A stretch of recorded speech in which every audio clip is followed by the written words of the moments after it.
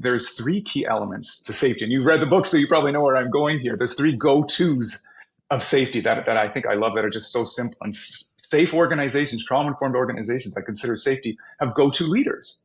There's a relational piece that I have somebody in a position of authority that has my back, that I get. They know about my life circumstances away from work. And if things go a little left or right, I can go to them outside of my work task and they'll get it. And it's an easy flow. And so how do we as leaders make sure we're fostering those, we're asking, we're learning about each other's lives, we're creating that. Go-to leaders, go-to spaces. Yep. So there's physical spaces, spaces in time. I have the luxury of an office. I can close my door if I need to decompress after a particularly difficult interaction or stressful or what have you.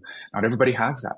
How do we find ways to get away to a lunchroom, a staff room, go for a walk? The time. So many of our healthcare settings, they're moving from one crisis to another. How do we stop and actually get the support that we need, decompress, find that connection point to get back to a state of readiness? But you're just going. And so places are spaces as well, and their time as well. And then go-to peers.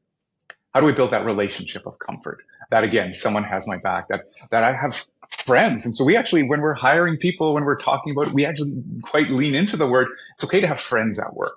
And then we as leaders then are acknowledging and allowing those conversations, those relationships to develop. That camaraderie will promote belonging and engagement, and people want to be there as well. So go to peers, go to leaders, and go to safe spaces. Produce safe work environments.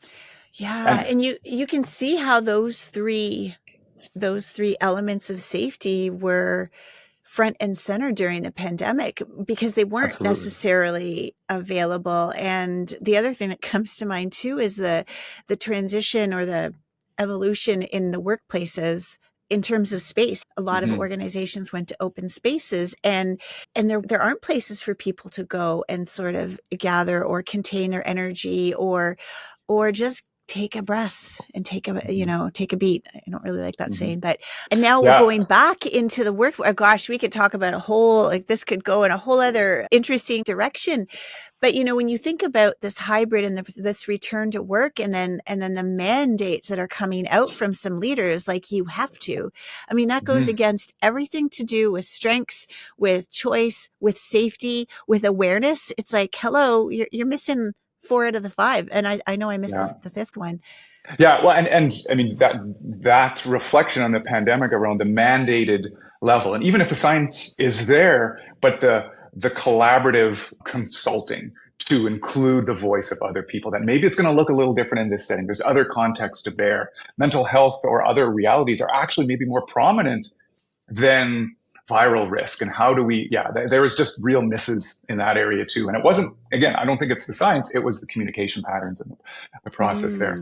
But you made an interesting comment about as we shift from, we went to 100% virtual with all of our staff and then have been slowly integrating back in different configurations and saying, well, actually we do better work when we're together. Or our process of bringing on a staff was quite unique and stunted when it was during the pandemic. And I never saw some of my colleagues for months on end, which really interrupted our natural flow of including someone in our organization and hearing their voice in our workplace culture. So there's an excellent activity that I love to do when I'm training on this.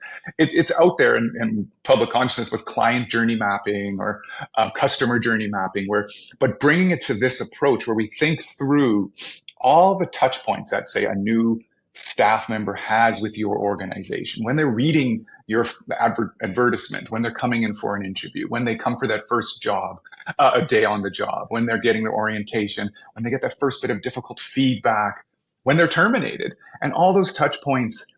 And we did that with our organization. And then any pain points that happen along all those touch points, what are the needs? What are the questions that emerge? And we created quite an assessment. And I got to say, I love getting data. My my lens on things, it's all subjective, just like it is for all of us. And so how do we, again, get that consulting piece and look to the data? And so by drawing different perspectives in to do a client journey map or a staff journey map through your organization was just phenomenal for insight into everything there. But then the pandemic happened and it all changed. And all those touch points were different. They were through a 2D screen. And so that created opportunities, but it also meant, oh, some of those gatherings, that first staff meeting when we all share and welcome that new person, didn't happen. Right. And we didn't go for that going out for drinks at the end of the day, or we didn't gather around for coffee. And so we had to overlay now this new reality on all those touch points. And so I love that process now of like, okay, now under the virtual reality, let's do this again. Yeah. And we totally revamped our customer or our staff journey map within our organization. It was quite a insightful and an assessment process for us to enhance those touch point where we can prioritize safety, prioritize Right. choice for our new staff. So, yeah, and I hadn't thought about it that way until you shared that. And I think that's a piece of the back to work, the hybrid conversation that I don't hear talked about enough, which is how does choice and safety get impacted here?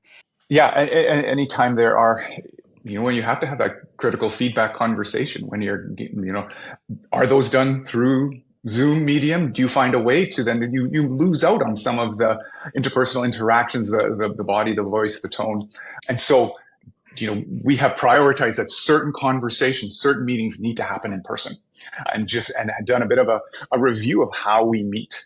And these ones are okay. Well, we need to prioritize this person who's out of the province, and so that will always be virtual. This one has an emotional kind of reality to it. It needs to be in person or whatnot. There's a financial component, and anything that has any kind of those realities, we want to prioritize if at all possible. There's a bit of a check down, then that those are in person.